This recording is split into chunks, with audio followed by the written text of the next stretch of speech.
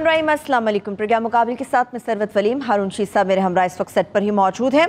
आज प्रोग्राम मुकाबिल में हम बात करेंगे कि पेट्रोल बम आवाम पर गिरा, मगर यकीनी तौर पे ऐसा महसूस हो रहा है कि ये बम हुकूमत की अपनी बुनियादों को हिला गया है।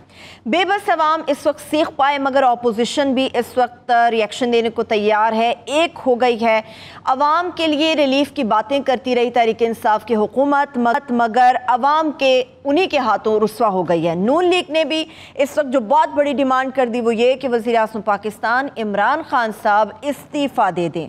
हुकूमत और अपोजिशन दोनों अपने अपने महाज पर डटी हुई हैं और दोनों ने ही अपने अपने महाज पर मुलाकातों का सिलसिला भी शुरू कर दिया है। तहरीक इंसाफ के बहुत सारे ऐसे अहम रहनुमा हैं जिनका कहना है कि पेट्रोल की कीमतें बढ़ाने से मुताल्लिक कैबिनेट में उनके साथ किसी किस्म की कोई डिस्कशन नहीं की गई, उन्हें एतमाद में नहीं लिया गया, जिसकी वजह से एक तो फवाद चौधरी साहब के इंटरव्यू ने बहुत सारी चीज़ों को खोल कर सामने रख दिया था, मगर अब बहुत सारे और मजीद रहनुमाएँ जो कहते हैं कि हमें एतमाद में नहीं लिया जाता फैसला साजी में, जिसकी वजह से ये तमाम मसाइल भुगतना पड़ रहे हैं, वो भी हुकूमत से, खासतौर पे इमरान खान साहब से शदीद नाराज़ हैं। अब इमरान खान साहब ने एक एक करके अपने खिलाफ जितने भी महाज खोले हैं, सवाल ये है कि इन तमाम महाजों पर वो अकेले तन तनहा किस तरह से नबरदाज़मा होंगे। दो अहम नुक्ते हैं। इस वक्त इमरान खान साहब को अपने आप को भी ऐसा महसूस होता है कि बचाना है, मगर उससे भी अहम नुक्ता यह है कि बजट भी पास कराना है। कल की जो दावत है, आने वाले रोज़ में जो दावत दी गई है, जिसमें कोशिश की जाएगी कि क्या सबको मना लिया जाएगा, क्या किया जाएगा कि तमाम लोगों को साथ मिलाया जाएगा, कौन सी हिकमत अमली इमरान खान साहब के जहन में है जिसको लेकर वो चलेंगे और तमाम लोगों को साथ मिलाएंगे, ख़ुद को भी बचाएंगे, बजट को भी पास कराएंगे। ये वो तमाम नकात हैं जिनके ऊपर आज मैं तफसील से हारून साहब का तज़िया हासिल करूँगी। मगर इसके साथ साथ PIA से मुताल्लिक़ ख़ास तौर पर बात करेंगे। बहुत बड़ी डेवलपमेंट इसलिए भी कहा जा सकता है कि जितनी बात की जाती थी पायलट्स के मुताल्लिक़, इनके पास जाली लाइसेंस होते हैं, डिग्री जाली होती है, इसके ऊपर बड़ी अहम पेशरफ्त ये हुई है कि इस वक्त 262 ऐसे पायलट्स हैं जिनकी फहरिस्त को जारी कर दिया गया है। और सबको याद है कि चीफ जस्टिस ऑफ पाकिस्तान ने भी इसके ऊपर बड़े शदीद रिमार्क्स दिए थे कि हवाई जहाज़ ऐसे ही हैं जो कि पैसे देकर लाइसेंस वसूल करते हैं और चलाते हैं कि जिस तरह से हवा में कोई मिसाइल उड़ रहा हो। अब यह है कि इसके अंदर क्या मज़ीद डेवलपमेंट हो सकती है, क्या क्या वाकई कोई एक्शन लिया जाएगा, इसके ऊपर भी मैं तफसील से बात करूँगी। और कोरोना, जो इन तमाम तर सिचुएशन में सियासत के अंदर कोरोना से पुश चला गया, उसकी करंट सूरत हाल ये है कि मुल्क भर में 2 लाख से ज़ायद ऐसे लोग हैं जो कि इस बीमारी का, इस वबा का शिकार हो गए हैं। 4000 से ज़ायद ऐसे लोग हैं जो कि मौत के मुंह में चले गए हैं। मगर एक अहम नुक्ता ये भी कहा जा रहा है, एक अहम चीज़, कि हॉटस्पॉट की जो पॉलिसी मौजूदा हुकूमत ने अपनाई है, उससे महसूस होता है कि केसेस में काफ़ी ज़्यादा कमी। क्या वाकई यही साजगार है या असल मामला क्या है? इसके ऊपर हारून साहब का तज़िया लेंगे, अफगानिस्तान की ताज़ा सूरत हाल, और आप सबको कौन सा वाक़े के ऊपर बार बार बात होती रही है हारून साहब, उसका फॉलोअप भी आज आप लोगों के सामने रखेंगे। हारून साहब, मैं आपकी तरफ आऊँगी। जो पेट्रोल बम अवाम के ऊपर इमरान खान साहब ने गिराया है, मगर उससे पहले तमाम देखने वाले, आज जब असम्बली का सेशन होता है तो पेट्रोल बम गिराने का क्या जवाब वज़ीर तवानाई उमर अयूब साहब पेश कर रहे हैं और इसके बदले में अपोजिशन क्या डिमांड कर रही है, वो पहले आपको सुना देती हूँ, वापस आके इस पर बात करती हूँ। पेट्रोल जो आपकी इंटरनेशनल मार्केट में जनाब स्पीकर पिछले 46 दिन में तकरीबन 112% इंक्रीज हुई है। पेट्रोल की कीमत पाकिस्तान में सबसे सस्ती है, बल्कि साउथ एशिया में भी। पाकिस्तान में तकरीबन 100 रुपए के करीब है, बांग्लादेश में इस वक्त 174 रुपए के करीब आती है, आपका चाइना में 137 और इंडिया में 180 रुपए लीटर। जनाब स्पीकर, सब के सब पाकिस्तान से ज्यादा हैं। रात का जो है वो पूरी दुनिया बिलबिला रही है। लोग कह रहे हैं कि तारीख की सबसे बड़ी डकैती जो है ये आज जो है वो हुई है, और ये गवर्नमेंट के साथ तेल माफिया ने जो है वो मिलके की है। इस एक रात में कोई पेट्रोल पंप नहीं है कि जिसको 50 लाख से लेके 2 करोड़ रुपए की सलामी जो है इस गवर्नमेंट ने जो है वो नहीं दी। आम आदमी की जेब में ये डकैती हुई है।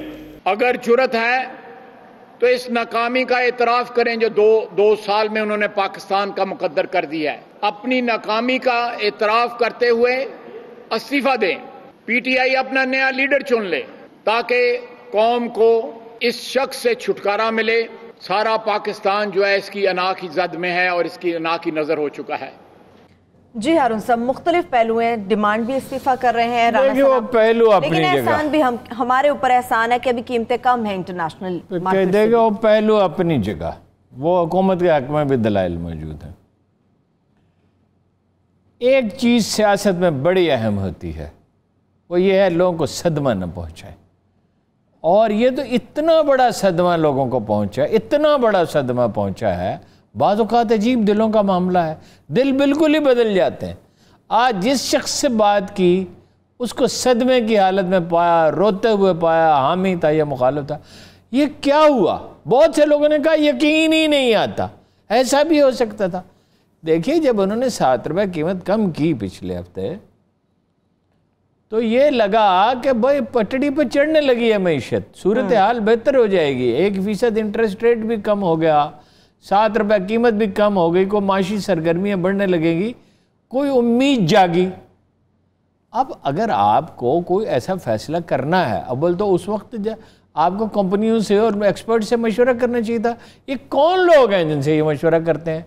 भाई एक दिन आप कम कीमत कर रहे और चंद दिन के बाद ही आप हफ्ता 10 दिन ऊपर ले गए, इतना ऊपर ले गए। और वो नदीम बाबर साहब ने आज एक अजीब बात की कि अगर यकम को बढ़ाते तो फिर 32 रुपये बढ़ाते। ये क्या बात हुई? अच्छा, और भाई 51% तो इसमें टैक्स है, 30% वो क्या लेवी है और 17% सेल्स टैक्स है, तो 32 रुपये क्यों बढ़ाते? वो खल्के खुदा को क्या अहमक समझ रखा है? अच्छा, वो ठीक है बात के दूसरे मुल्कों के मुकाबले में कीमत कम है, दूसरे मुल्कों की बहुत सी और चीज़ें भी तो सस्ती हैं ना, जॉब्स हैं, उनके ज़रिए मुबादला के ज़खायर उस तरह नहीं है, उन्हें वो ख़तराक लाक नहीं, उनके वो मसाइल नहीं है वहाँ, ये हेल्थ सिस्टम इतने पुअर नहीं है, और अब अवाल इस्तेहकाम है कुछ न कुछ। यहाँ तो सूरत हाल ये है कि कोई पता ही नहीं कि कल होगा क्या। भाई ऐसे मौके पे ये किया जाता है कि कौम को ज़हनी तौर पे तैयार किया जाता है। आपने तो एकदम से नदीम बाबर साहब ने जो दलील दी वो इतनी अफसोसनाक है कि जिसकी कोई याद नहीं। एक और कि 31 रुपए बढ़ाने पड़ते, क्या आप क्यों बढ़ाने पड़ते 31 रुपए? मैं आपको एक और अफसोसनाक दलील बताऊं हारून साहब, जरा फिर नकवी साहब का जरा क्लिप चलाएं। कीमतों का इजाफा जैसे ही ओगरा ने अपनी सिफारिशात पेश की हैं, ज़ख़ीरा अंदोज़ी करनी शुरू कर दी थी लोगों ने, जिसकी वजह से पेट्रोल नापैद हो जाता। इसलिए हुकूमत ने मजबूरन उस वक्त से पहले 1 जुलाई के बजाय कल ही वो कीमतों को इजाफे का ऐलान करना पड़ा। और क्या हारून साहब, ज़ख़ीरा अंदोज़ी के खतरे के पेश नज़र जो पेट्रोलियम मसनूआत हैं इनकी कीमतें बढ़ा दी गई हैं, यानी कि जब किल्लत थी हम मजबूर हैं, हम हुकूमत नहीं है, हम मजबूर हैं। हुकूमत असल में पेट्रोलियम कंपनियों की है। अभी कैबिनेट की मीटिंग में कह रहे थे चंद दिन पहले कि इनकी बात पुरस होगी, इनको छोड़ा नहीं जाएगा, सवाल ही नहीं पैदा होता। मुझे लगता है ये पता करो, नहीं छोड़ा जाएगा। अच्छा, अवाम को नहीं छोड़ा जाएगा। अच्छा भाई, चंद दिन पहले आप ये कह रहे हैं तहकीकात होगी, और ये कि इन्होंने जनाब वाले जाली तरीके से लाइसेंस लिए हुए हैं, रिश्वतें देकर लिए हुए हैं, सिफारिशों से लिए हुए हैं, और ये अवाम को ब्लैकमेल करते हैं, और अब सडनली उसको इतनी तवक्कुआत बढ़ा। पहली बात तो ये शुरू से इनका मामला ये है कि लातादाद तवक्कुआत, इतने मकान, इतनी नौकरियां, इतने $100 बिलियन बाहर जाएंगे, इतने पाकिस्तानी आएंगे, इतनी ज़बरदस्त टीम है। जब ऐसा मौका फर्ज कीजिए आपको एक बुरी खबर सुनानी होती है, ये रोज़मर्रा का मामला है, ख़ानदानों में अमवात हो जाती हैं, ज़ख्मी हो जाता है, हादसा हो जाता है, तो हर सेंसिबल आदमी ये जानता है कि पहले दूसरे को मेंटली प्रिपेयर किया जाए। ये नहीं फ़ोन करके कहा जाता आपके वाले साहब फौत हो गए, ये नहीं कहा जाता। उसको कहा जाता है कि भाई वो तबीयत नासाज है उनकी, खबर अच्छी नहीं है, अल्लाह से दुआ करें, कुछ सूरत हाल देखे शायद बेहतर हो जाए, कोई ना कोई बहाना करके थोड़ी देर तक को मेंटली प्रिपेयर किया जाता है, क्योंकि इंसानी जहन है। ओ भाई 22 करोड़ आदमी तो ये सोच रहे हैं कि हालात की बेहतरी का कुछ इम्कान पैदा हो गया पहली दफ़ा 22 माह के बाद। लोगों को अपनी माशी ज़िंदगी से गर्ज होती है, कामयाबियाँ तो उनकी हैं। अफगानिस्तान में सूरत हाल बेहतर हुई, 2 दफ़ा इंडिया के साथ बड़ी कशीदगी हुई, उसको सलीके से टाला गया, जंग को रोका गया। ये तो नहीं है कि कोई कामयाबी नहीं है, ये तो नहीं कहना चाहिए, आदमी को जानिबदार तो नहीं बनना चाहिए। अच्छा, और भी कई चीज़ें हो सकती हैं। वो जो 8 लाख आदमी निकाले, कितने आदमी निकाले उसने अपना सानिया निश्तर ने, वो कोई मामूली वाक़या नहीं है, अरबों रुपए हर साल। लेकिन आप एक ज़हनी कैफियत में हैं लोग, सदमे की। ओ भाई वज़ीर आज़म साहब, वैसे तो आप हर वक्त टेलीविज़न को छोड़ते ही नहीं हैं, आप टेलीविज़न को हर वक्त कैमरा आपके ऊपर रहता है। इस मौके पे आप कहें कि मैं कौम से खिताब करूँगा, मैं बात करूंगा, उसको मेंटली प्रिपेयर करें। अब बम गिरा दिया, अब क्या मेंटली उन्हें तैयार करना है? उस वक्त ऐलान से पहले आते हैं ये सूरत हाल हो गई है, ये मामला है, इंटरनेशनल प्राइसेस बढ़ गई हैं, हम मुश्किल में हैं, आप जानते हैं ये वायरस का मसला भी है, और मैं दरख्वास्त करता हूँ, और मुझे पता है आपको बहुत अफसोस होगा, मैं दरख्वास्त करता हूँ शायद कुछ सूरत हाल बेहतर होती, कम अज कम शायद इतना सदमा न होता। ये क्या है, एक दिन मैं तो आज शाम तक लोगों से पूछ रहा हूँ, उनके हामियों से, उनके दोस्तों से, करीबी दोस्तों से पूछ रहा हूँ। आते हुए उनके करीबी दोस्त को मैंने फ़ोन किया कि आपको यकीन था? उन्होंने कहा नहीं, बिल्कुल नहीं, मुझे अब तक यकीन नहीं आता। हारून साहब, आप कैबिनेट की बात करें, कैबिनेट के अपने वजीर इस वक्त शदीद गुस्से के आलम में, वो कहते हैं खान साहब ने हमें भी इस फैसले में एतमाद में नहीं लिया और चुपके से ये फैसला कर दिया। अब एक और इल्जाम भी है। नकवी साहब क्या कह रहे हैं, ये एक पॉलिटिकल क्लास पैदा की है, वैसे ये अच्छे आदमी है, फिरदौस शमीम नकवी अच्छे सभी कह रहे हैं, अच्छे आदमी कह रहे हैं कि जी वो फिर जखीरा हो जाता। कैसे? तो हुकूमत बनाई किस लिए जाती है? आपने तो ये कह रहे हैं कि हम जब भी हमें खौफजदा किया जाएगा हम कोई गलत फैसला कर डालेंगे, चाहे कौम रोती रहे। देखिए, दिल से उतर गए, आंख से दूर ना हो, दिल से उतर जाएगा। ये तो कुआद दिला के इस तरह के फैसले करना, दिल से ही उतर गए लोगों के। मैं अपनी बात नहीं कर रहा, आवाम की कैफियत बयान कर रहे हैं। मैं आपको वो बयान, देखिए अखबार में का ये काम है। ये वाक़या हुआ था एक दफ़ा, बहुत से वाक़यात तो मतलब 50 साल में हमने देखे कि किस तरह लोग दिल से उतर जाते हैं। एक दिन ये कहते हैं ना, बड़ा ईमानदार आदमी इमरान खान होगा ईमानदार। पाकिस्तान के जो सुने मेरी बात, जो सबसे ज़्यादा दयानतदार हुक्मरान थे उनमें से एक का नाम गुलाम इसाक खान था। यानी इकन्नियाँ तक पैसे तक गिनते थे। 2 रुपये 62 पैसे की ये चीज़ है तो 2 रुपये 38 पैसे वापस किए जाएं। 5 रुपये का नोट दिया था। यानी जब वो हुआ अपना वो ईवान सदर गया तो रात को लोगों ने एक अजीब मंजर देखा कि बूढ़ा आदमी जो है, उस वक्त भी उनकी उम्र 70 के करीब हो चुकी थी, वो बूढ़ा आदमी एक एक बत्ती बुझा रहा है। मारगला हाइट से रोशनी नजर आती थी, रोशनी नजर नहीं बंद हो गई। उन्होंने कहा इसकी क्या जरूरत है इन बत्तियों की, कहीं कहीं एक बत्ती जलती रहे। सिक्योरिटी के नुक्ता नजर से यहाँ जरूरत है। देखे पक रही थी, वहां चले गए, ये देखे क्यों पक रही हैं? उन्होंने कहा सर प्रेसिडेंट हाउस के स्टाफ के लिए सदर ने इजाज़त दी थी, जब लक ने, उनका मिजाज ऐसे ही था कि खाना इनको दे दिया जाए। उन्होंने कहा नहीं भाई। अच्छा, इसके बाद उन्होंने कहा फाइल लाओ इंटरटेनमेंट की। फौरन वो चौंके, बड़े बेदार मगज आदमी थे, बूढ़े होने के बावजूद जहन बड़ा चौकस था उनका। मैं उनसे मिलता रहा हूँ। कितने पैसे खर्च होते हैं इंटरटेनमेंट पे रोज़ाना? 1 लाख रुपए। 1 लाख रुपए आप अंदाज़ा नहीं कर सकते 88 में कितनी बड़ी रकम थी। अगर सोने की कीमत के हिसाब से हिसाब लगाएं तो 20 लाख रुपए रोज़ाना होंगे। 20 लाख रुपए रोज़ाना इंटरटेनमेंट, चाय पिलाने, खाने खिलाने पे। उन्होंने फाइल में लिखा not more than 1000 rupees a day. 1000 पैसे, 1 पैसे ऊपर खर्च नहीं हो सकता, वो भी नहीं होते थे। सही, ठीक है। ये उनकी दयानत का आलम था। अपनी बेगम साहबा से कहा, मेरे दामादों से कहो ईवान सदर के टेलीफोन। दयानतदार तो इमरान खान साहब को कहते हैं, इमरान खान साहब दयानतदार। लेकिन एक दिन क्या हुआ, उन्होंने नवाज शरीफ की हुकूमत बरतरफ की और आसिफ अली जरदारी से, जो मिस्टर 10% के नाम से मशहूर थे, वजारत का हलफ ले लिया। ये बेनज़ीर की शर्त थी। ठीक है। ठीक। शाम को इमरान, उनका ग्राफ जो है वो आसमान से ज़मीन पे आ गया। मैंने उनसे कहा भी, मैंने कहा ये क्या किया? थे वो बड़े नजीब आदमी, कहने लगे सज़ा भी तो मैं ही भुगत रहा हूँ। पब्लिक सेंटिमेंट की कुव्वत होती है। आपने एक ऐसी शख्स से वजारत का हलफ ले लिया।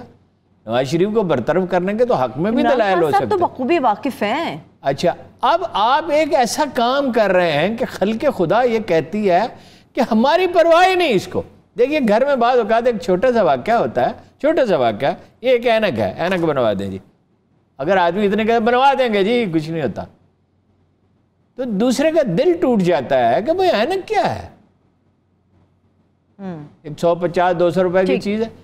खान साहब ने लोगों का दिल तोड़ दिया और सदमा इतना पहुंचाया है। आज जनाबे वाला शाम को गुफ्तगू हो रही थी कि नया वजीर आजम कौन होगा। इसके साथ ही मैं ब्रेक की तरफ जा रही हूँ, ब्रेक से वापस आएंगे, यहीं से आगे बढ़ेंगे, हारून साहब से जानेंगे कि ये गुफ्तगू कहाँ और कैसे हो रही थी। मगर इसके साथ साथ इस वक्त हुकूमत भी सोच रही है कि अपने महाज को मजबूत किया जाए, जो नाराज है उनको मनाया जाए, मगर अपोजिशन भी कोशिश कर रही है कि जो हुकूमत से नाराज लोग हैं वो हमारी सफ़ों में आकर खड़े हो जाए। इस वक्त हुकूमत और अपोजिशन ने जो मुलाकातों का सिलसिला शुरू किया, इस पर मैं बात करूँगी। एक छोटी सी ब्रेक के बाद हमारे साथ रहिए।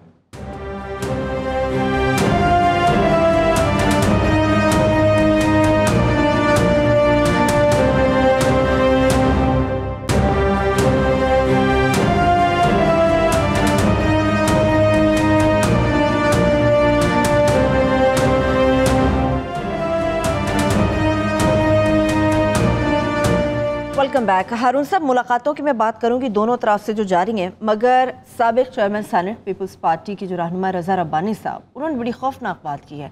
हमेशा कीमतों में इजाफा ओगरा की मर्जी से होता है, मगर वो कहते हैं कि ये इजाफा ओगरा नहीं बल्कि वजारत ख़जाना की तरफ से करवाया गया। ना ओगरा ना काबीना, वजारत ख़जाना। ये वजारत ख़जाना, कोई बात समझ में आई ही नहीं। ये it was so sudden, so unbelievable, पता ही नहीं चला ये हुआ क्या है। कोई कुछ लोगों ने क्या हाथ रंगे हैं, ये तो वक्त में तो कोई राज तो नहीं रहता। मैं तो नहीं कहता, तो मैं तो साजिशी थ्योरियां पेश करने पे यकीन नहीं रखता। किसने इनको कायल किया? वैसे तो इमरान खान साहब को एक आदमी एक बात पे कायल कर ले कि कराची जाना चाहिए शाम को, और दूसरा आदमी ज़्यादा चर्ब जुबान हो तो वो कायल कर ले उनको कि नहीं पेशावर जाना चाहिए, और तीसरा आदमी आए तो उनसे कह के नहीं आज रात को अबू धाबी जाना चाहिए, तो वो तीसरे के साथ चले जाएंगे। वो तो ये तो उनके मिजाज में है, कानों के तो कच्चे हैं, वो ज़्यादा ज़हनी रियाजत तो वो करते नहीं है। लेकिन ये किसने किया है इस तरह, इस अंदाज में? इस अंदाज में इसमें हो सकता है पैसे खर्च। देखिए वो अंदाजे लगाए जा रहे हैं कि 70 अरब रुपए जो है माहवार इनकी आमदन होगी। ठीक ठीक, प्रॉफिट बढ़ जाएगा। ये जो मैं समझता हूँ कि ये एक इदाद शुमार का खेल है, ये ऐसी खामखा जो यूसुफी साहब कहते थे झूठ, सफ़ेद झूठ और इदाद शुमार, इसलिए कि प्राइसेस में तो फ्लक्चुएशन होगी। हु नोज क्या प्राइस कल होगी और क्या सिचुएशन होगी। एक बात अजीब है, एक बात अजीब, आप प्रोग्राम निकालें उसमें देख लें, हम करते नहीं हैं पुराने क्लिप चलाने, इसलिए कि वो लोगों का वक्त ज़ाया होता है। आपको याद है मैं कहता रहा कि भाई दिस इज द टाइम कि लॉन्ग टर्म एग्रीमेंट किसी से कर लें। अगर $28 में प्राइस आ गई है तो वो लॉन्ग टर्म होता तो $35 पे, $36 पे होता।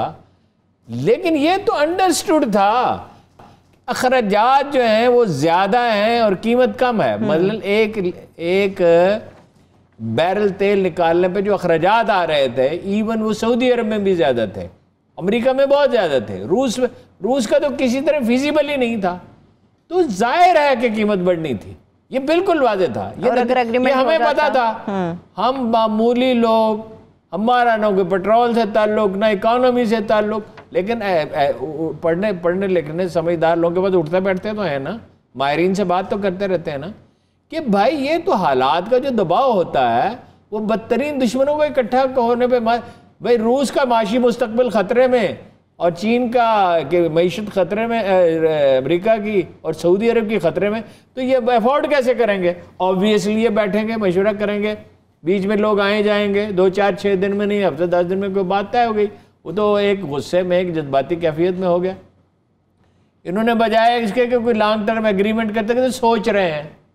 भाई सोच आपने नदीम बाबर साहब क्या करनी है? आप तो अपने कारोबार के बारे में सोचते होंगे, आप मुल्क के बारे में, या रज़ाक अपने कारोबार। खान साहब को यही समझ नहीं, ये कॉन्फ्लिक्ट ऑफ इंटरेस्ट की बात करते थे, हमेशा बात करते थे, कंटेनर पे खड़े होके इसको दोहराते थे कि बच्चे को याद हो गया क्या है ये कॉन्फ्लिक्ट। भाई ये कारोबारी लोग हैं, ये अपना फायदा सोचेंगे। रज़ाक दाऊद ने सीपैक के खिलाफ बात नहीं की थी, और आपको पता है सीपैक इस वक्त कितना स्लो हो चुका है, जिसकी कोई हद नहीं है। और चीनियों का तो तरीका ये है कि वो इजहार करते नहीं है, मगर लेकिन क्या वो इसमें खुश होंगे? नाराज होंगे, बिल्कुल नाराज होंगे वो। अच्छा, अब आप एक तरफ इतनी तवक्कुआत पैदा कर रहे हैं और एक सबक पड़ा हुआ है, घबराना नहीं है। अब तो घबराना नहीं, बिल्कुल सब, अब तो अगली स्टेज पे चोटें खाते जाओ, मरते जाओ। ओ भाई, कौमों की जिंदगी में मुश्किलात आती हैं, ये नहीं है, कोई क़यामत नहीं टूट पड़ी है, आसमान गिरा नहीं है, ज़मीन फट नहीं गई है। लेकिन लीडर का काम है कौम को एतमाद में ले। जब उनसे ये कहा गया, पहले कुछ लोगों ने यह मशवरा दिया कि ये 7 रुपये कीमत आप कम न करें, सिचुएशन फ्लूइड है, ये ठीक नहीं है, और जब बढ़ानी पड़ेगी तो लोग नाराज़ होंगे। उन्होंने कहा मैं इसकी कोई परवाह नहीं करता। ये मुझसे भी कई दफ़ा उन्होंने कहा मैं इसकी परवाह नहीं करता, लोग खुश हो या नाराज़ हो, मैं सही फैसले करता हूँ। और सही फैसला तो आपका मौक़िफ़ है ना, सही कैसे होगा? सही तो हुआ जिसको खल्क़ खुदा सही कहेगी। पॉलिटिक्स में परसेप्शन की अहमियत, तासुर की अहमियत हकीकत से भी ज़्यादा होती है। आज तासुर पूरे मुल्क में यह है कि इस आदमी ने हमारी पीठ में छुरा घोंप दिया, एक आम आदमी की ज़िंदगी उजेरन कर दी। वह किराया जो दे रहा था 30 रुपये वैगन का, उसका हो गया 40 रुपए। हाँ बिल्कुल, यहाँ तक डबल पे चला जाएगा हारून साहब, अब तो डबल। और जब आप कम करेंगे कल, अगर फर्ज कीजिए कम हो, इम्कान नजर नहीं आता, तो वो कम तो नहीं करेगा, फिर एहतजाज शुरू हो जाते हैं। अच्छा, फिर एहतजाज शुरू हो जाते हैं, ट्रांसपोर्ट वाले एहतजाज करते हैं। अच्छा भाई, पब्लिक सेंटीमेंट ही के बल पर तो आप इख्तिदार में हैं, आप ये कैसे कहते हैं मुझे पब्लिक? अब चलिए, अवाम को सदमा पहुंच गया, नून लीग कहती है अब रिजाइन कर दें। अवाम को सदमा पहुंच गया, अब रेजिग्नेशन डिमांड किए जा रहे हैं उनसे। देखिए जी, नून लीग तो अपोजिशन तो किया ही करती है मुतालबा। मैं नून लीग के मुतालबे नहीं, मेरी बात सुनिए, इस काम के बाद नून लीग के मुतालबे को साइड पे छोड़ दें। मैं अगर इमरान खान की जगह होता तो मैं रिजाइन कर देता, इसलिए कि कुछ भी तो आप नहीं कर सके। आपने कुछ पटवारियों को ही ठीक कर दिया होता, कुछ पुलिस को ही ठीक कर दिया होता, तालीमी अदारों में जिसमें रुपए की जरूरत नहीं थी, मॉनिटरिंग बेहतर करनी थी, कोई रिजल्ट बेहतर आने शुरू हो जाते, कुछ स्कूलों में पढ़ाई का मयार बेहतर हो जाता, असातिज़ा की हाजिरी बढ़ गई होती, को अस्पतालों में सूरत हाल बेहतर होगी, कुछ ही किया होता। इन्होंने अभी तक नहीं, कुछ ही किया होता। चलिए, कुछ किया होता। अब मुलाकातें करने लगे हैं ना, लेकिन ऑपोजिशन आप कह रहे हैं क्या हो सका मोहब्बत में? तुमने तो खैर बेवफाई की, हालात तो बुरे थे ही, अब आपने किया क्या? आपने किया क्या? बिल्कुल सही बात है। इतने बड़े बड़े दावे, इतने बड़े बड़े दावे, और जब वक्त आता है तो क्या फरमाया फिरदौस शमीम नकवी साहब ने कि वो जखीरा कर लेते, यानी हम खौफजदा, इसका सादा तर्जुमा ये, डराओगे हम डर जाएंगे, हम बुज़दिल खौफजदा लोग हैं। शमीम फिरदौस नकवी साहब कारोबार में तो बड़े ज़हीन आदमी हैं और बड़े अच्छे आदमी, इनका तासुर अच्छा है, लेकिन बात कैसी कही है, हम तो जी डरते हैं। ये इमरान खान साहब की फौज है हारून साहब। अच्छा, ये फौज है, उनको चाहिए इस काबीना को तोड़ दें बजट के बाद। मैं ये बहुत सोच समझ के कह रहा हूं, उम्र भर के तजर्बे के पेश नजर ये बात मैं कह रहा हूं, इस काबीना को तोड़ दें और कोई दाना लोगों से मशवरा करके ऐसी काबीना बनाए जो मुश्किल हालात में, हालात बहुत मुश्किल है, 2 साल से ये मशवरा दे रहे हैं, कुछ ना कुछ तो कर सके। 2 साल से मशवरा दे रहे, दाना लोगों से मशवरा करें, दाना लोगों से मशवरा करें, को तो तोड़ नहीं आ रही है बात। देखिए, जो कोई डैमेज अगर रिपेयर हो सकता है तो इस काबीना को, मैं आपको ईमानदारी से कहता हूँ, आपको होता है मैं इस शख्स को पसंद नहीं करता, शेख रशीद से कल शाम मशवरा कर लेते, वो नहीं ये काम करने ना देता, वो कहता मरहलावार कर लें। हाँ साहब, ये तो बम गिर पड़ेगा, इसलिए कि जो लोगों के दरमियान रहते हैं ना, खान साहब तो लोगों के दरमियान नहीं रहते, वो तो जलसे पे स्टेज पे चढ़े, तकरीर फरमाई, एयरपोर्ट चले गए। आपको पता है 30 अक्टूबर को क्या हुआ था? तकरीर फरमाई, सीधे एयरपोर्ट रवाना हो गए। मैंने कहा तुम कहाँ हो? कह लगे मैं एयरपोर्ट पे हूँ। मैंने क्या करने के लिए? कि मैं चीन जा रहा हूँ। और मैंने कहा अल्लाह के बंदे, इतना बड़ा तारीखी वाक़या, इसके असरात समेटने थे, आपको तो 1 हफ्ता लाहौर से बाहर ही नहीं निकलना चाहिए था, आप ये क्या कर रहे हैं? ऐसे दाला लोगों से मशवरा करते हैं। वो मैंने आपसे कहा था ना कि वो मेरा एक दोस्त था, उससे मैं पूछता था, शहर भर में ढूंढ के इतना अहमक मुलाजिम तुम कहाँ से तलाश करते हो? तुम्हारा ड्राइवर है वो अहमक है, बावर्ची है वो अहमक है, कोई और आदमी है वो अहमक है, वरनक है। ऐसा आदमी ढूंढ के बशीर रखे हैं और उनसे मशवरा करते हैं। अल्लाह के बंदे, इस वक्त इस तरह वो, चलिए वो दाएं बाएं जो कैबिनेट इन्हें तोड़ देनी चाहिए, नई कैबिनेट बनानी चाहिए। हल्सा वो जिनके नरगे में इस वक्त हैं, जो दाएं बाएं उनके 2-4 लोग हैं, बाकी अगर किस्मत हार गई है, मुझे ऐसा लगता है, आज शाम को मशवरा हो रहा था, कौन हो सकता है चीफ मिनिस्टर? वो ज़ाहिर है पीटीआई में से होगा, अगर आर्जी तो तब्दीली आएगी, अपोजिशन भी यही चाहेगी कि वो नाम हो रहा था शाह महमूद कुरैशी, उसकी पोजीशन इसलिए ख़राब होगी, वो बाहर भी लॉबिंग करता रहा और जिन्हें पता चलना चाहिए था उन्हें पता चल गया। असद उमर साहब का नाम लिया जाता रहा, फिर कहा कुछ लोगों ने कहा वो इतने प्रैक्टिकल नहीं है, ज़हीन आदमी तो हैं, बंदे अच्छे हैं। फिर कहा ज़्यादा लोग कह रहे थे मियाँ सोमरो, मियाँ मोहम्मद सोमरो साहब से याद आया एक मुलाकात, बड़े बावकार आदमी हैं, कंपोज रहते हैं, फालतू बात नहीं करते, गवर्नर रहे हैं, निगरान वजीर आजम रहे हैं, कभी कोई स्कैंडल नहीं हुआ, कोई शिकायत नहीं। चले मैं यहीं से आगे ज्यादा लोग जो हैं वो उनकी तरफ, यानी ये बात शुरू हो गई संजीदगी के साथ। पहले तो लोग कहते थे ना कि साजिश अपोजिशन कर रहे, अपोजिशन अब उन्हें दम लेने देगी, अब खुद मौका दिया, अब खुद मौका दिया। वो अपोजिशन, जरा अपोजिशन देखें ये कौन सी है। नवाज शरीफ साहब दोनों हाथों से मुल्क को लूटा, जरदारी साहब पहले 10% कहलाए, फिर तो उन्होंने हद ही कर दी, फिर तो छोड़ा ही कुछ नहीं, इर्द गिर्द के मकानात ही नहीं छोड़े अपने घर के। और ये शहबाज शरीफ टीटी वाले, तारीख में इनका नाम लिखा जाएगा शहबाज शरीफ, ये कहते थे मेरा नाम रख दे, नाम इन्होंने खुद ही रख दिया, शहबाज शरीफ साहब कहते हैं पैराशूट से आए। लेकिन आज लोग मौलाना फजल रहमान की बात भी सुनने के लिए, जब लोगों के दिलों पर चोट लगती है वो उस वक्त हर उस आदमी की बात सुनते हैं जो उनसे हमदर्दी करे। तो इसीलिए तो हारून साहब मुलाकातें भी अब शुरू हो गई हैं। बिलावल ने मेंगल साहब को फ़ोन कर दिया है, शेख साहब की कल की स्टेटमेंट हम लोगों के सामने जो आपने शेयर की, जो उन्होंने बातें की, इस वक्त मुलाकातें शुरू हो चुकी हैं। हुकूमत तो हमें बड़ी कमज़ोर नजर आ रही है। तो अगर इस्टेब्लिशमेंट मदद न करे ये बजट पास करा सकते ही नहीं है। देखो मेंगल ने तो साहब इनकार कर दिया, तो नजीब हारून के सेंटिमेंट्स क्या हैं? अब्दुल शकूर वो जो है कराची वाला, उसके सेंटिमेंट्स क्या हैं? रियाज ने आज फिर तकरीर किया, राजा रियाज ने आज फिर तकरीर की है अपने बेंचेस पे खड़े होकर, अपने बेंचेस के लोगों के खिलाफ। जैन बुख्ती की सेंटिमेंट्स क्या हैं? यानी आपके तो अपने 5-7 आदमी वैसे ही नाराज हैं। तो चौधरी साहब खुश हैं, चौधरी परवेज अली खुश हैं। मुलाकातें तो हो रही हैं हारून साहब, अलबत्ता उनसे बहुत खुश हैं। बुलदार साहब से मुलाकातें, बुलदार साहब से बहुत खुश है, कहते हैं ये आप खबर देंगे, जबरदस्त वजीर आला हैं। और किसी वक्त मैं चौधरी साहब से जाके पूछना चाहता हूँ, चौधरी साहब आपको पता है तौसा में क्या हो रहा है, तहसील सुलेमान में क्या हो रहा है? कुछ तारीफ में कोई थोड़ी सी कुछ कमी करें। लेकिन हारून साहब ये वैसे अनहोनी है। परवेज इलाही साहब बुज़दार साहब को बड़ा सपोर्ट कर रहे हैं, हम सिर्फ खान साहब के ऊपर आके ढोल तापे बताना शुरू कर देते हैं। सियासतदान, सियासत परवेज इलाही साहब भी बड़ा सपोर्ट कर रहे हैं। सियासत की चालें बड़ी बारीक होती हैं। ऐसा क्या है? एक वाइज की, ऐसा क्या है? एक वाइज की चाल बड़ी बारीक, इस पर फिर कभी बात करें। इस पे एक तो वाइज की लरज जाता है आवाज़ अज़ां से, इकबाल का शेर है, बड़ी बारीक हैं वाइज की चालें, लरज जाता है दिखावे के लिए, बड़ी बारीक है। यकीन दिलाकर आए हैं कि आपके साथ हैं? नहीं, वो तो चौधरी साहबान तो ठीक वक्त पे फैसला करते हैं। चौधरी साहबान सियासत को वाकई समझते हैं।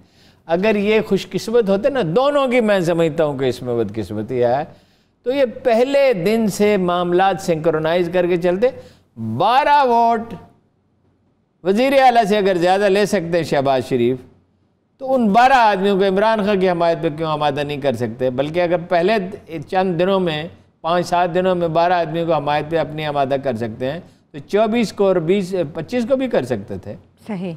मगर ये अब किस्मत तो कोई किसी की लिखी हुई नहीं बदल सकता। सही है। लेकिन हारून साहब ये कल जो अहम चीज़ होने जा रही है, यानी वो शुगर मिलो वाला जा रहे हैं, इमरान खान वाला, उसका क्या नाम है, वो वजीर हो सकता है, मुनसर नहीं हो सकता। अच्छा चलिए, मैं ब्रेक की तरफ चलती हूँ। ब्रेक से वापस आके तरह इस डिबेट को आगे बढ़ा लेते हैं। एक छोटी सी ब्रेक की तरफ बढ़ते हैं। जब ब्रेक से वापस आएंगे, मुलाकातों के हवाले से तो गुफ्तगू चल ही रही है, मगर इसके साथ साथ कल जो एक दावत का एहतमाम किया इमरान खान साहब ने, इस दावत का मकसद क्या है और क्या जो मकासद सोचे गए हैं वो पूरे हो सकेंगे, खुद को बचा सकेंगे? बजट पास हो जाएगा? हारून साहब कई दफ़ा इशारा दे चुके हैं कि बजट तो पास हो जाएगा, मगर हिकमत अमली कल क्या होगी, इससे मुताल्लिक़ बात करेंगे। एक ब्रेक के बाद हमारे साथ रहिए।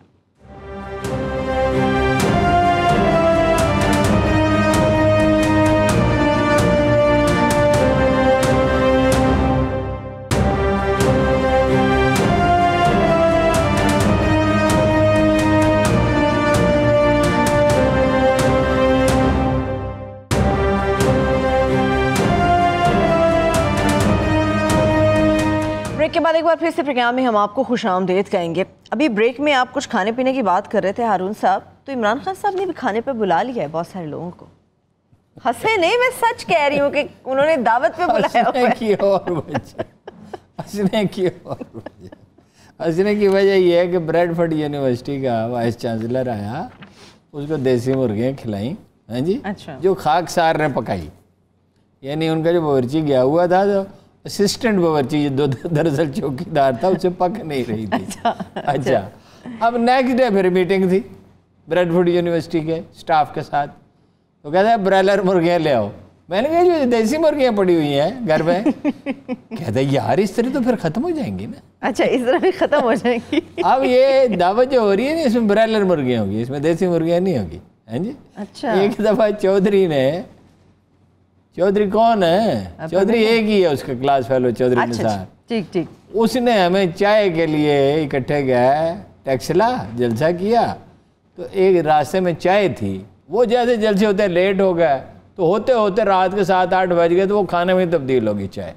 और वो क्या था, ये मलाई बोटी, टिक्का, सीख कबाब वगैरह। तो खाना खाने के बाद इमरान खान को इतना सदमा था जैसे खुदा न खास्ता कोई हादसा हो गया हो, या कोई दोस्त फौत हो गया हो, या बीमार हो गया हो। वजह ये थी कि ब्रॉयलर मुर्गी खानी पड़ी है, मगर मेहमानों को ब्रॉयलर मुर्गी खिलाएंगे। हाँ, मटन खिला सकते हैं, खैर कल मटन वो प्राइम मिनिस्टर हाउस के बाबा। अच्छा, आप मेन्यू की तरफ ना जाए हारून साहब, मुझे मियाँ साहब की याद आ जाती है जब मेन्यू की बात होती है। आप खान साहब के ऊपर है, मुझे बताएं कल क्या होगा। जब थे तो 40 किलो गोश्त पकता था रोजाना, और जब वो आया मोइन कुरैशी, उनसे कहा सर क्या क्या पकाएं। उसने एक 500 रुपये का नोट जेब से निकाला और कहा ये सामने मैं होटल से एक क्लब सैंडविच लें। अच्छा भाई, वो मान जाएंगे। हलीफ जो हैं इस वक्त ऑप्शन नहीं है, बजट को पास होना है, जैसे तैसे भी है बजट पास कराया जाएगा। आपको बताया है कि ये इन्होंने सोचा कि फवाद साहब को फारग कर दे, चौधरी साहब, फवाद चौधरी। तो एक साहब ने उनसे कहा जो कहने के काबिल हैं कि ये एक नहीं है, 2 हैं। अच्छा, उसका कदम भी तो एमएनए है ना, तो वो वैसे ही उनको भी फिर मिलेगा सब कुछ। फवाद चौधरी साहब के साथ मेरा नहीं ख्याल कि हारून साहब इतना आसान होगा टक्कर लेना। फवाद चौधरी साहब बड़े खतरनाक, वो तो खैर कभी माफ़ करेंगे ही नहीं। फवाद चौधरी की लुगत में माफ़ी नाम की कोई चीज़ कहीं नहीं पाई जाती, और एक दिन आएगा कि बात इमरान खान साहब को भी पता कल की दावत यानी कल का खाना सब मामलात को हल कर देगा, ठीक कर देगा। नहीं, वो इस तरह नहीं होता कि सब लोगों के साथ खाने में वो इकट्ठे बात करेंगे, किसी के साथ कोई बात करेगा, किसी के साथ कोई बात करेगा, किसी पूछा जाएगा वो तरक्याती स्कीमों का। देखिए मतलब फवाद साहब का मसला तरक्याती स्कीमों का, एक नहर वहाँ से निकलनी थी, फंड्स की। एक बात और आपको बता दूँ, फवाद साहब के इंटरव्यू किए नहीं गए, इंटरव्यू उन्होंने दिए हैं, कह के अखबार में से इसरार करके मेरा इंटरव्यू करो। ठीक है, मैं कुछ बातें कहना चाहता हूँ। वो एक वहाँ से नहर निकलनी थी दरिया झेलम से पिंड दादन तक, जिससे उस इलाके की तकदीर ही बदल जाती। सदियों के बाद वहाँ हर तरफ खेत ही खेत लहरा रहे होते। वो 2 दफ़ा चीफ मिनिस्टर साहब वहाँ गए, तशरीफ ले गए झेलम, और फवाद को बताया तक नहीं। लिहाजा उस्मान बुज़दार की तो माफ़ी नहीं है, वो माफ़ करते भी नहीं है, और काम भी अल्लाह के फजल से ऐसे कर रहे हैं। वो वहाँ मीरानी साहब को तंग करने का मंसूबा जो है उस पर आज शाम मैंने पता किया, उस पर कायम है। और DPO समेत सब जो जेनुइन अफसर है वो कह रहे हैं बड़ी ज़्यादती है। मसलन उन पर एक इल्ज़ाम ये लगाया एक आदमी को यहाँ से भेजा लाहौर कि जी 80 कनाल कब्रिस्तान की ज़मीन पर कब्जा किया हुआ। वो हुआ क्या, जब वो वहाँ गया तो कब्रिस्तान था ही 6 कनाल का। अच्छा, तो 80 कनाल का। और उसके साथ है मीरानी साहब ने जिनका हम जिक्र करते रहते हैं, 8-9 कनाल जगह छोड़ी हुई थी अपनी जाती कि अगर ज़रूरत पड़े तो इसको एक्सपेंड कर लें, क्योंकि ये तो कार्य सवाब है कि भाई अगर तदफीन के लिए जगह नहीं। और ये भी लोगों से कह रखा था कि 1 एकड़ और भी चाहिए होगा तो वो भी दे दूंगा। अब वो अफसर हक्का बक्का के नेगेटिव रिपोर्ट कैसे लिखे, लेकिन उससे कहा गया है कि वो एक नेगेटिव रिपोर्ट लिखे। ठीक है, इस सिलसिले में और भी कुछ खबरें हैं। तो वो अल्लाह ताला ने जब सज़ा देनी होगी तो कोई किसी फवाद साहब चौधरी की किसी की ड्यूटी अल्लाह लगाएगा ना। अल्लाह के आसमानों से फरिश्ते उतारता है इस काम के लिए, नहीं बंदों के जहन में ख्याल डाल देता है। इमरान खान के जरिए बंदोबस्त किया या नहीं किया नवाज शरीफ का और जरदारी का बंदोबस्त? अब मैं इसके आगे को बात करना नहीं चाह रही कि अब किसका बंदोबस्त किस तरह से होगा। इनका भी अब इमरान खान साहब का बंदोबस्त होगा। क्या बंदोबस्त? अल्लाह ही करेगा, मुझे क्या पता है, अल्लाह को पता है। अल्लाह को कहते हैं कि कोई भी सियासतदान या इक़्तिदार में रहने वाला वज़ीर आज़म हो या सदर अपनी ज़िंदगी की कोई ऐसी गलती करता है जो उसके लिए बड़ी ख़तरनाक साबित होती है। इतनी बड़ी गलती की है कि जिसकी कोई हद नहीं। यानी क्या अगर आप ब्लंडर गिने, एक वो था जब पार्टी के इलेक्शन उस वक्त अनाउंस कर दिए जब पार्टी की तंजीम की ज़रूरत थी। एक ये था कि टिकट खुद नहीं दिए और गलत दिए टिकट, और अब बजट पास कराना डिपेंड किया। एक ये था कि लोग चीखते रहे, मैं भी उनमें शामिल था, गन्ने के काश्तकारों के पास जाओ, 1 करोड़ आदमी है जो अंदेशों में मुब्तला रहता है, उसका कोई हल निकालें, यानी ऐसा हल निकालें कि जो परमानेंट हो, सोल्यूशन हो। लेकिन ये उससे भी बड़ी गलती है, सदमा ऐसा है लोगों को मैं बयान नहीं कर सकता। चलिए, मुझे लास्टली फिर आगे बढ़ेंगे इंटरनेशनल गुफ्तगू की तरफ, अफगानिस्तान की बात करेंगे। लास्टली मुझे बताएं, मेंगल साहब के साथ मामला तय हो जाएंगे? क्योंकि उन्होंने कहा इम्प्लीमेंट करना शुरू कर दें, मुश्किल जो उनके 6 शेख रशीद साहब ने काम खराब कर दिया। मैं मेंगलों को जानता हूँ, मेंगलों को ऐसे कहा जैसे गोंगलों को जानता हूँ, ऐसे कबायलियों के बारे में इस तरह गुफ्तगू नहीं की जाती। तज़हीक कमीज़ है ये। ठीक है, यानी कि मामला तय नहीं होंगे, बिलावल साहब के साथ वो हाथ मिला लेंगे, पीपल्स पार्टी के साथ वो बैठ जाएंगे। मुश्किल है हुकूमत के साथ तय। चलिए ठीक है। चलिए, मेरे पास तो पीआई की भी स्टोरी थी हारून साहब, वक्त भी बहुत कम है, कोरोना के ऊपर भी बात करनी थी। मैं चाह रही थी ज़रा कोरोना के हवाले से ज़रा मुख्तसर से गुफ्तगू करके अफगानिस्तान की तरफ बढ़ जाए। नहीं, कोरोना का क्या है, उसमें हमारे पास कोई नई बात नहीं कहने के लिए। अफगानिस्तान बहुत सिचुएशन जो है ना चीन और भारत के बॉर्डर पे बहुत ख़राब हो गई है। ठीक, मजीद आर्मी डिप्लॉय कर दी गई है, मिसाइल डिप्लॉय कर दिए गए, मिसाइल शिकन सिस्टम्स डिप्लॉय कर दिए गए हैं। वो 8 उसकी चोटियां हैं आगे बढ़ी हुई, जिसको 8 फिंगर्स कहा जाता है। ठीक है, ठीक है। इंडियंस कहते हैं कि वे ये जो 8वीं उंगली है, ये चट्टान आगे बढ़ी हुई, सिर्फ वहाँ तक चीन जो है वो आ सकता है, लेकिन वो 4 पे वो अपने कैंप लगा चुके हैं। ठीक। और सखोई तैयारे परवाज कर रहे हैं, चीनी तैयारे भी परवाज कर रहे हैं, और साजो सामान तेजी से पहुंचाया जा रहा है दोनों तरफ। जंग देखिए ख्वाहिश नहीं लगती। देखिए चीनियों का मिजाज नहीं, उन्होंने ताइवान में जंग नहीं की, उन्होंने हांगकांग में जंग नहीं की, उन्होंने ये इलाका अपना क्लेम होने के बावजूद और उनका हक था उन्होंने छोड़े रखा। लेकिन जब इंडियंस ने ये कहना शुरू किया ना कि अक्साई चीन भी लेंगे और तिब्बत भी, बल्तिस्तान भी लेंगे और गिलगित भी लेंगे और आज़ाद कश्मीर भी लेंगे, तो जाहिर है वो चौंके कि भाई ये तो अमेरिका चाहता है और ये तो सारा उन्हीं की ईमा पर कशीदगी बहुत बढ़ गई है। जंग बाद औकात न चाहने के बावजूद शुरू हो जाती है खित्ते में इसके बड़े। उधर अफगानिस्तान की सूरत हाल बहुत ख़राब है। वो 4000 आदमी 3000 ले गए, 4000 को वो ले जा रहे हैं, बाकी 4000 आदमी रह जाएंगे। अफ़गान फ़ौज का मुत्तहिद रहना उसके बाद ज़रूरी नहीं है। अशरफ गनी के पाँव के नीचे से ज़मीन निकल जाएगी। कबाइल के दरमियान एक ही तरीका है, लोहे जिरगे का एहतमाम किया जाए। अमरीकी इसके बारे में पता नहीं क्या सोचते हैं। तो पाकिस्तान के लिए भी इसमें खदशात हैं। पाकिस्तान के लिए क्या खदशात हैं हारून साहब? ये देखिए वहाँ खाना जंगी अगर शुरू हो जाती है और उधर से फिर और लोग आते हैं और वहाँ बिल्कुल एक ऐसी सिचुएशन हो जाती है, उसमें इंडिया मर्सनरीज तलाश करता है, तो पाकिस्तान के लिए बहुत मसाइल पैदा हो गए। और अमरीकी हुकूमत ये कर रही है कि हुकूमत पाकिस्तान पे दबाव रखा जाए, यानी इन हालात में भी बदगुमानी का ये आलम है, इस पे दबाव रखा जाए। दबाव किस नौयत का हारून साहब? इसलिए कि बात तालिबान को वो इक़्तिदार में तो आना है और मेजर हिस्सा उन्हें मिलना है, लेकिन खुश तो नहीं है ना अमरीकी। वहाँ वो अपने अड्डे रखेंगे, इंटेलिजेंस नेटवर्क रखेंगे, पैसे खर्च करते रहेंगे, उन्हें बाम लड़ाते रहेंगे। इमरान खान साहब जो स्टेटमेंट दे चुके हैं उसामा बिन लादेन पे, क्या उसका इफेक्शन भी यहाँ पे नजर आएगा हमें? उसामा बिन लादेन वाली स्टेटमेंट तो ऐसी है ना कि ऐसे 6 फुट दूर एक गेंद जा रही हो और जाके उसको बैट्समैन खेले, उसका तो जिक्र करने की ज़रूरत क्या थी?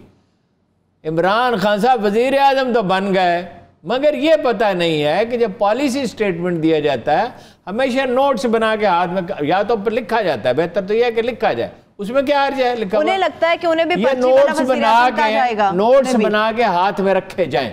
उन्हें लगता है कि वो उन्हें भी लोग कहेंगे कि ये पर्ची वाले अब वज़ीर आज़म हो गए। नवाज शरीफ साहब पे तनकीद होती है, नवाज शरीफ साहब पे होती है, तो कोई कहता नहीं है। तो डर से थोड़ी फैसले किए जाते हैं, अंदेशे से थोड़ी। ये तो डर से फैसला हुआ पेट्रोल का। जो पैटर्न्स एमर्ज होते हैं डिप्लोमेसी में, पॉलिटिक्स में, सदियों की रियाजत और मेहनत के बाद, उनको आप यूं ही नज़रअंदाज कर दें। इसको कहा जाता है लाओबालीपन, और इसके लिए जो उर्दू में लफ्ज़ है वो चूँकि नामुनासिब है, इसलिए वो मैं पंजाबी में वो मैं इस्तेमाल नहीं करूँ। ठीक है, यानी लाओबालीपन है। इसी लाओबालीपन की वजह से ये इस तरह की काबीना इन्होंने बनाई है, उसमें इस तरह की गुफ्तगू होती है। चलिए ठीक है हारून साहब, इसका फॉलोअप भी देखते रहेंगे और इंशाल्लाह कल अपने देखने वालों को देंगे। बहुत शुक्रिया आपके वक्त में, तमाम देखने वालों का बेहद शुक्रिया। मुझे इजाज़त दीजिए, अपना बहुत सारा ख्याल रखिए। अल्लाह हाफ़िज़।